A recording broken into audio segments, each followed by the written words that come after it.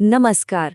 आज हम एक ऐसी चीज के बारे में बात करने वाले हैं जिसके बारे में शायद ज्यादातर लोगों ने सोचा भी नहीं होगा कि कैसे जबड़े का दर्द और गर्दन का दर्द एक दूसरे से जुड़े हो सकते हैं। तो चलिए इस छिपे हुए कनेक्शन को समझते हैं। अगर इसका जवाब हाँ है तो आप अकेले नहीं हैं।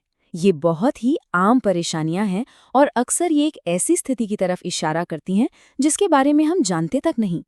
तो इस कंडीशन का एक ऑफिशियल नाम है ब्रुक्सिज्म।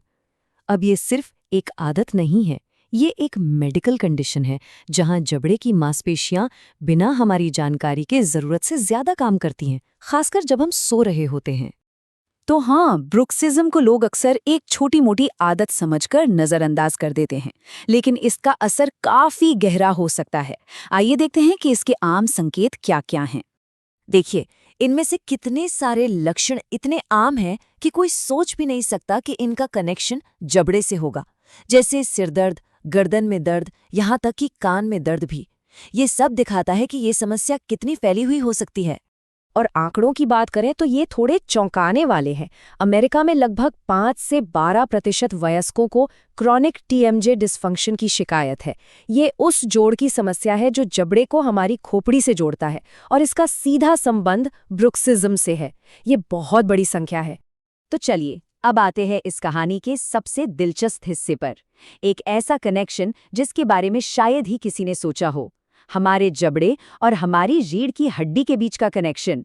जरा इस बारे में सोचिए, क्या हो अगर जबड़े का दर्द और गर्दन की जकड़न ये अलग अलग चीजें ना होकर एक ही पहेली के 2 हिस्से हों। विज्ञान अब हमें कुछ बहुत ही हैरान करने वाले जवाब दे रहा है। और देखिए, ये कोई हवा में की गई बात नहीं है। ये एक असली रिसर्च क्वेश्चन है जिसे वैज्ञानिकों ने एक बहुत बड़े मेटा एनालिसिस में स्टडी किया।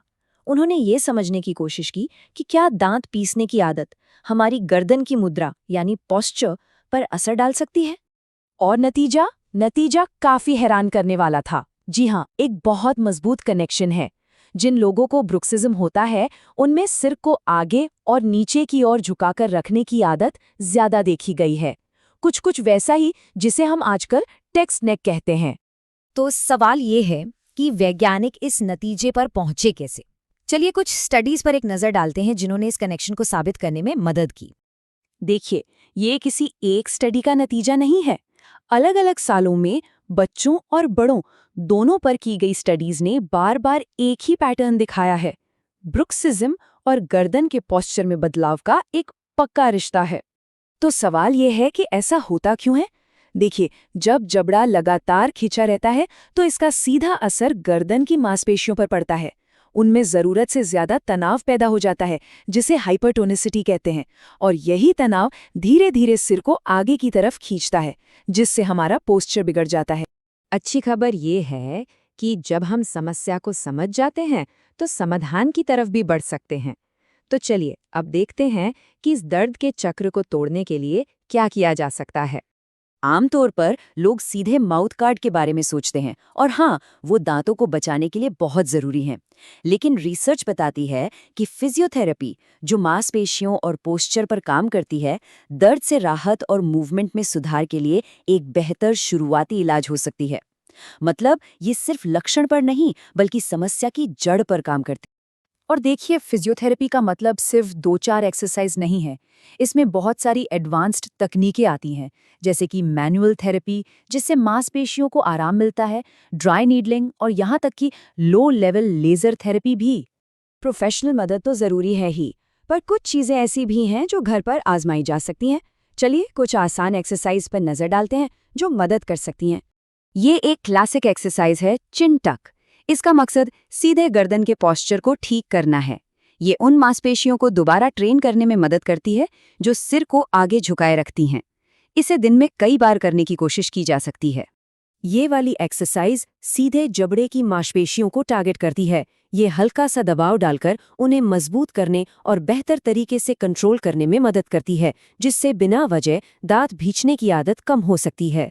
हम कितनी भी एक्सरसाइज की बात कर लें, लेकिन अगर जड़ तक न पहुंचे तो फायदा नहीं होगा, और इसकी जड़ है स्ट्रेस। जब हम तनाव में होते हैं तो हमारा शरीर लड़ो या भागो मोड में चला जाता है, और जबड़ा भींचना उसी रिएक्शन का एक कुदरती हिस्सा है। इसीलिए ब्रुक्सिज्म को मैनेज करने का एक बहुत बड़ा हिस्सा है स्ट्रेस को मैनेज करना। छोटी छोटी चीजें जैसे कि रोज एक्सरसाइज करना, नींद पूरी करना और सोने से पहले स्क्रीन से दूर रहना, ये सब मिलकर एक बड़ा फर्क ला सकते हैं। और इसी सवाल के साथ हम आज की बात खत्म करते हैं। ये कुछ मुर्गी पहले आई या अंडा वाली सिचुएशन है। क्या खराब पोस्चर से जबड़े में तनाव आता है या जबड़े के तनाव से पोस्चर खराब होता है? सच तो ये है कि ये दोनों तरफ से काम करता है और ये हमें याद दिलाता है कि हमारा शरीर कितना जटिल और आपस में जुड़ा हुआ है। अपने शरीर पर ध्यान देने से ही शायद इसका जवाब मिल पाए। सुनने के लिए धन्यवाद।